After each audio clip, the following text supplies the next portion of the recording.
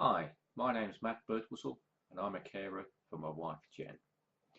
Um, I wanted to use these videos that I intend to put out as a way of sharing the experiences that I've gone through and also that Jen's got through on our journey with FND, in the hope that what I've got to share is of use to you all.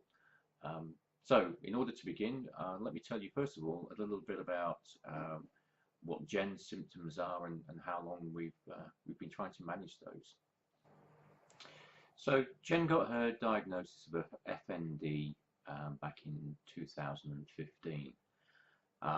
But obviously, like I think many people who were suffering with FND, the symptoms have been long-standing for quite a while before the official diagnosis.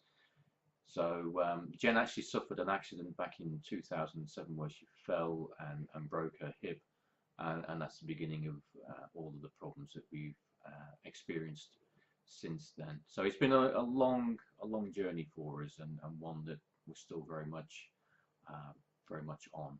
Um, but the sorts of things that Jen suffers from, I mean, these are probably going to be familiar to many of you, but she has movement disorder in finding it difficult to actually walk, actually difficulty with her gait. Sometimes her legs just don't even want to work; they will lock in place, and she can't move. She's able to get around the house on crutches, but she can't walk outside, and we need a wheelchair for that. And to get up the stairs in the house, we've had to have a stair lift fitted. So she has, as you can probably tell, a lot of difficulties just getting out and about. The other things that she suffers from is chronic pain, and I know that pain is something that affects many sufferers.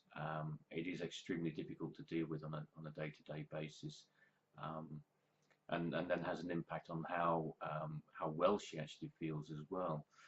She can feel very tired, so fatigue is another big part of the symptoms that she's got. Um, the biggest thing though that we have to suffer with, I say we because it affects me as well as Jen, but is her dystonia, and she'll get that in every part of her body. That'll be in her feet, which are lock in position. They'll turn up, they'll spasm.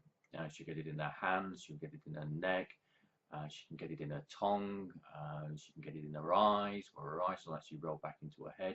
You can actually see the whites of her eyes, and she's effectively blind. Um, she can get it in her tongue, it will be in her mouth and her face, which will then lock up and she can't eat. So all of these are major challenges for her to deal with on a day-to-day basis. Um, Other things that she'll suffer from, brain fog is very common for her. She'll lose track of what she's trying to say. Dissociative symptoms where she just zones out. And then the other big symptom that she suffers from is non-epileptic attack disorder, which is something that only came on this year. She previous to that she'd had tremors and that were very plentiful, but turning into full-blown seizures was a new symptom this year, and that's quite shocking and difficult to deal with. So we kind of we feel as though we've got the full house of symptoms.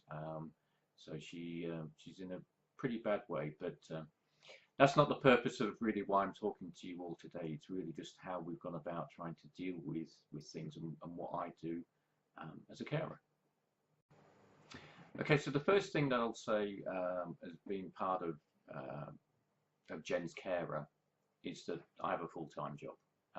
I'm the sole breadwinner, so it's important that obviously I'm able to maintain a career and work just to bring money in for the family.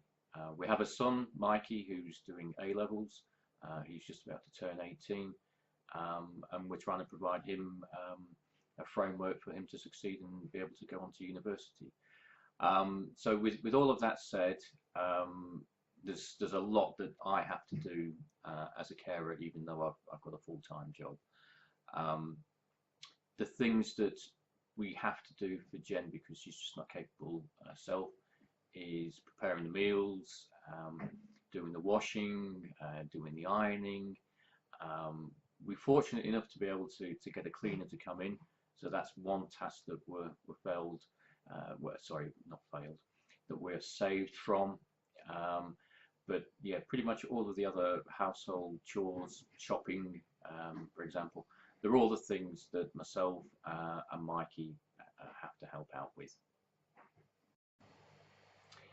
So, with all of these impacts on time, how is it possible to keep your sanity as a carer? And I think this is the hardest thing for us all who are looking after sufferers of FND. We don't want to see them in pain, we don't want to see them struggling, but there's limitations on what we ourselves can do, and it's a balance. And we have to look after ourselves as well. That's probably the most important thing, because if we go down, we're of absolutely no use at all to our patients and fellow sufferers. So for me, the thing that has worked so well for us as a family is the communication that we've got, the ability to talk about what's needed. So from Jen's point of view, is, you know, she's very clear about the help that she needs and what she wants to be able to try and do herself. And she's also very much aware of the time that I need, and also that my son Mikey would need for himself. So an allocation of time each day for me to do what I want to do is a massive help in just clearing space and trying to put this thing to one side, even if it's just for an hour. It really does help. The other thing is trying to have some normality in life, and that is really hard to do. You can't escape the fact that, you know, when we go out, we have to use the wheelchair. Her symptoms can flare up at any time when we're out, and I have to deal with them when that does. But we try not to stop that from letting us go out and have some time for ourselves. So at least, you know, once a week we'll go out and we'll go and have a drink. Sometimes we might go out for a meal.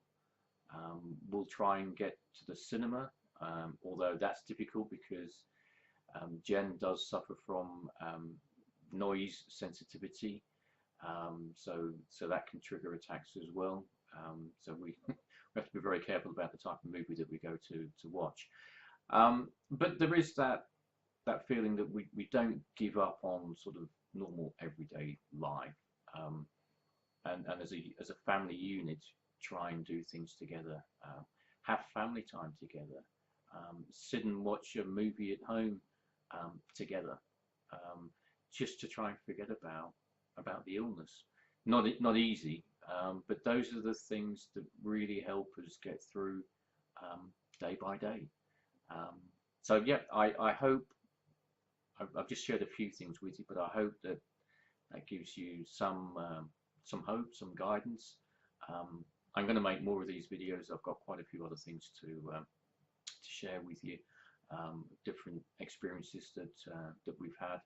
I'm looking forward to sharing those with you. But if there's anything that you wanted to ask me, then feel free to comment below. If there's anything you want me to talk about, again, just drop a comment below, and I'll get to it as soon as I can. Thank you.